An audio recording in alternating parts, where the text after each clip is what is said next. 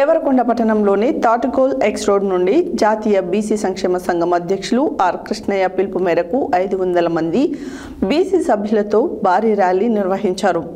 దేవరకొండలో ప్రారంభమైన rally court వద్ద నుంచి అంబేద్కర్ విగ్రహం వరకు ర్యాలీ చేరి అంబేద్కర్ విగ్రహానికి పూలమాలలు వేసి శ్రద్ధాంజలి ఘటించి నిరసన వ్యక్తం చేశారు.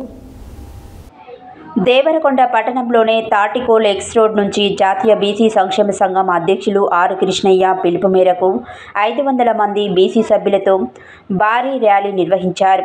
దేవరకొండలో ప్రారంభమైన ర్యాలీ కోర్టు వద్ద నుంచి అంబేద్కర్ విగ్రహం వరకు ర్యాలీ చేరి అంబేద్కర్ విగ్రహానికి పూలమాలలు వేసి శ్రద్ధాంజలి ఘటించి నిరసన వ్యక్తం చేశారు.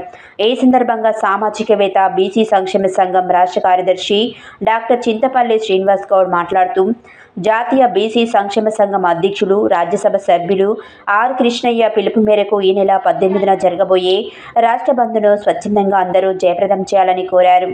బీసీలకు 42% రిజర్వేషన్లు స్థానిక సంస్థల ఎన్నికలలో ఇచ్చిన తర్వాతే ఎలక్షన్ జరపాలని, లేని ఎడల పెద్ద ఎత్తున ఆందోళనలు నిరసనలు చేపట్టడానికి కూడా వెనకాడబోమని, కేంద్ర రాష్ట్ర ప్రభుత్వాల మెడలు వంచి అయినా రిజర్వేషన్ సాధించుకుంటామని హెచ్చరించారు.